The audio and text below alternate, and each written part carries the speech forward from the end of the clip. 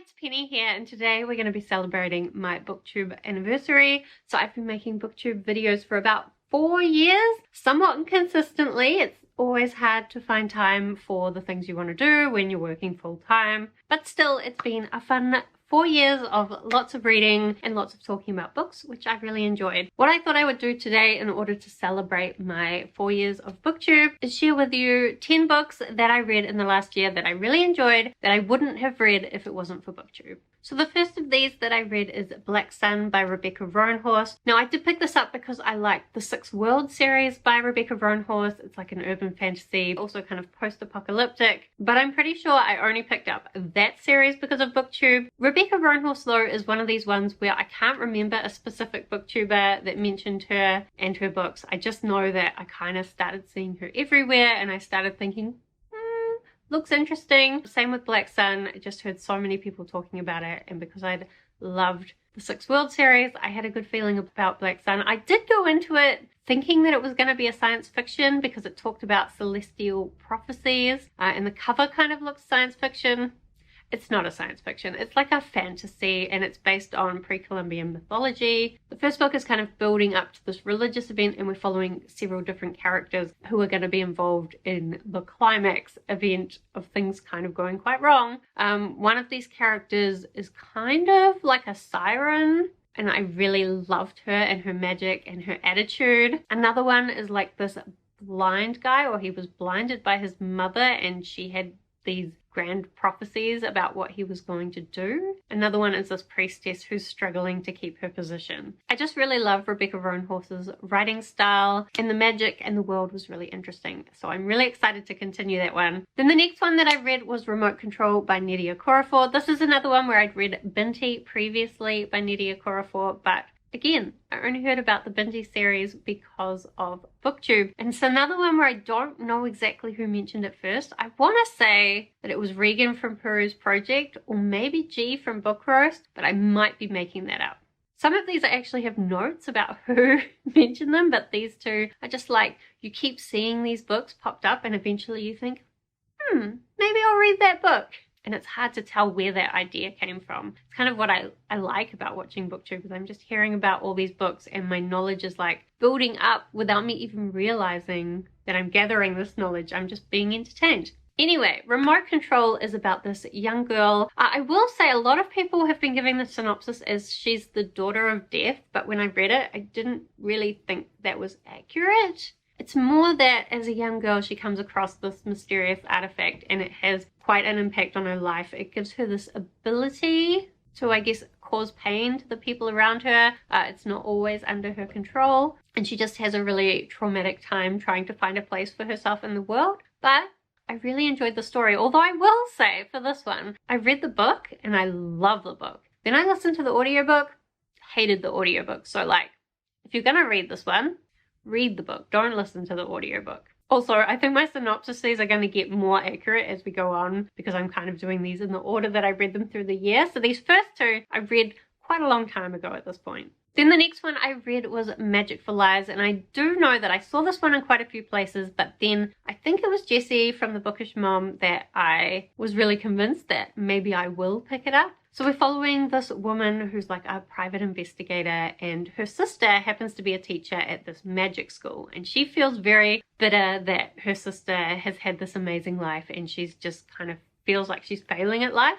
But then there is a murder at her sister's magic school and she gets called in to help investigate the crime. I really like the way that Sarah Gailey wrote the relationship between the two sisters, and I think I've read a few things by Sarah Gailey now and I just really enjoy their writing style. A lot of the characters are not necessarily likable, but I think I found a lot of their difficulties relatable, and I enjoyed the way the mystery kind of came together as well.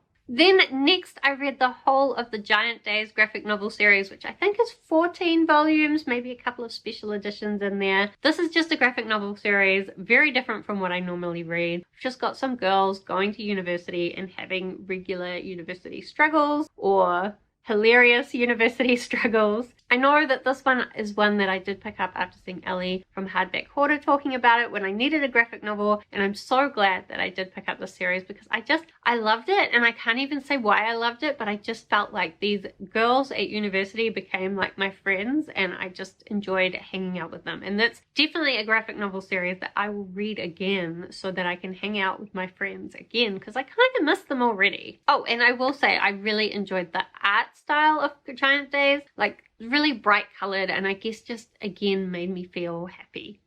Then the next book in this list is completely different from Giant Days. I read Amatka by Karen Tidbeck. This is such a strange book. It's kind of set in this world where the people don't really know how they got to this world, but it's got this element where like matter in this world doesn't necessarily hold its shape unless it's regularly named. So everything that they own has its name written on it. They regularly go around and rewrite the names, or they go around and they say the names of these objects to them so that they will hold their shape. We're following a main character who is a like product researcher for hygiene products. So she's going from kind of the main colony to this other colony and trying to find out about what hygiene products they might need and whether her company could provide better hygiene products for them, which is weird, but I mention it because there were some parts of the research that she was doing that I found very emotionally relatable as someone with like a chronic illness. And there was one part where she interviewed this guy with eczema, and I get eczema, and honestly, I really loved that part of the story. But as well, she's kind of just trying to figure out this mystery that's going on. So they have this council, and if the council decides they can't talk about anything anymore, they don't talk about it. And there was some kind of like horrible event that happened in the past that caused a lot of people from this colony to die, but they don't talk about it, so you don't know what happened. In the end, the story kind of goes completely in a bizarre direction, but I loved it. It kind of plays with reality and perception.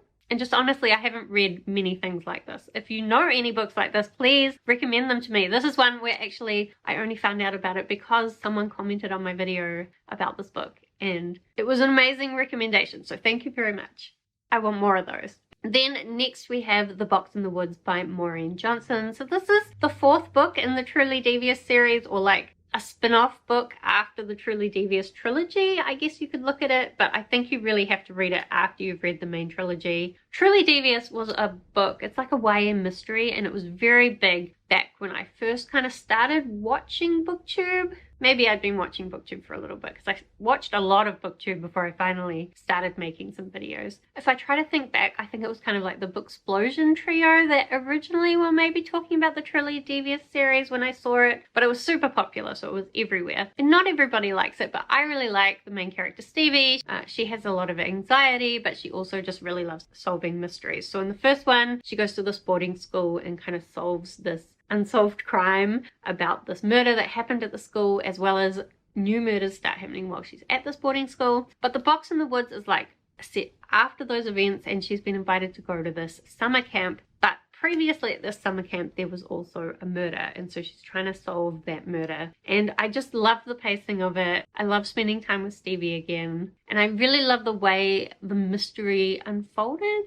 And I listened to the audiobook, and I just couldn't stop listening to it. I was just enjoying the experience so much. So even though I have been trying to read less YA books, sometimes I still enjoy them, which maybe leads into the next book that I liked. So I read Mr. Impossible by Maggie Stiefvater. This is the second book in the Dreamers trilogy, which is a follow-on, like a spin-off series from The Raven Cycle. The Raven Cycle is a massive book on BookTube. It's another one where I cannot remember who first mentioned it because I just saw it everywhere. I know Books and Lala really loves it, although she's maybe not as much into the Dreamers trilogy. I know Cats and Camera really likes this series as well. It's really hard to talk about what this series is about because the second trilogy is kind of a spoiler for the first series, but we've got this very weird magic going on and kind of different factions fighting for how they think. Did the lighting just change? That's because I had to restart my camera. Also, clouds, wind, trees, craziness. Let's talk about Mr. Impossible, which is also craziness. Basically, some of the characters think they need to use this certain magic to save the world, and other characters think this magic is going to destroy the world, and so they're coming in conflict with each other. But the magic is so weird. It's like peak Maggie Stiefvater weirdness. And there's also a bunch of characters who are really just stuck in the middle. Like, they have these magical abilities, but they're just trying to live their lives. And in Mr. Impossible, those were my favorite characters. I love them so much. And I never would have found The Raven Cycle or Maggie Stiefvater if it wasn't for BookTube. Then actually another YA book that surprised me when I enjoyed it this year was Raybearer by Jordan Nfueko. This is the first book in a duology. I still need to read that second book. We've got this main character who has kind of been raised to bring down the royalty, and the royalty has this ability where by pulling people together into their council and forming this magical bond with them, they're able to get immunity to all these different kinds of deaths, which of course makes them harder to kill off for people who might try and assassinate them. And this council of people that give him immunity all form this really close personal bond as well. Like, they can't really deal with being separated from each other. And as well, each person has like a different kind of magical gift. Our main character has the ability to like read people's memories or and like take them away as well. But of course, she's been raised by her mother and like she's not aware of it, but she's been set up to kill this new young emperor that she's formed this magical bond with. And the story went in such different directions and it was written in such an interesting way, and I really loved it.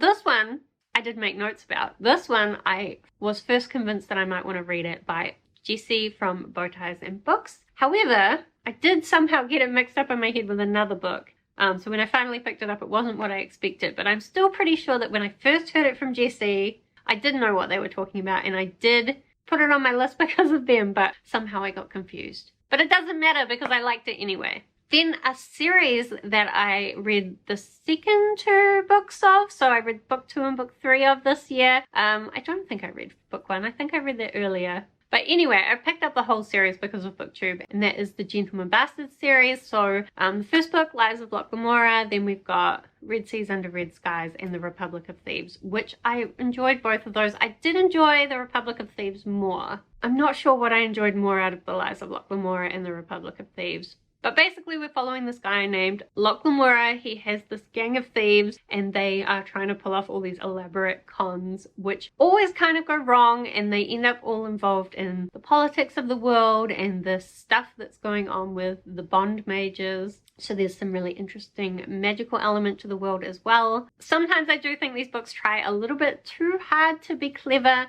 but I still enjoy them. They're quite humorous and they are actually quite clever. This is definitely one though where I saw everywhere on BookTube before picking it up. I do know Murphy Napier really likes it. Maybe Peruse Project is where I first saw it. To be honest, Regan from Peruse Project was the first BookTuber I ever watched, so I've read a lot of books on her recommendation. Then the last book on this list is Roses and Rot by Kat Howard. This is one I'm pretty sure Ellie from Hardback Hoarder recommended. I think I had already read An Unkindness of Magicians, which maybe Becca in the Books had talked about. I think I saw a few people talking about it. I know Laura from A Book Circus likes it. Do I know that? I watch so many amazing booktubers, it's sometimes really hard to keep track of who likes what. But I try. Anyway, Roses and Rot is the story about these two girls who go off to this art colony. One of them is a writer and one of them is an author. They're actually sisters, but the older one moved away quite early because their mother was quite abusive and she needed to get away from that. The other one felt kind of deserted. Now they're in this artist colony, and there's this whole aspect of the artist colony having a connection to the fairy world and these artists being able to make these deals with the fairies in order to like help their art. But of course there's a dark side to it as well, and I really enjoyed the story. I really love the sisters and the girls that they were staying with. Some devastating things happened in that story and it was just a really great time. I love being devastated. Anyway, those are 10 books that I read because of BookTube. Always enjoy my time on BookTube, and I really wish I had more time for it. Not just for making videos, but also for watching them and reading and talking about books. But anyway, do let me know if you've read any of the books that I talked about in this video or whether you want to read them. I'd love to talk with you about it down in the comments. As well, book recommendations, always welcome. If you think you know any books that are similar to these ones that I really enjoyed, or ones you think I might enjoy, or even just let me know what books you have read just because of BookTube that you've really loved. Otherwise, thank you so much for watching. I hope that you are doing well, and I will see you next time.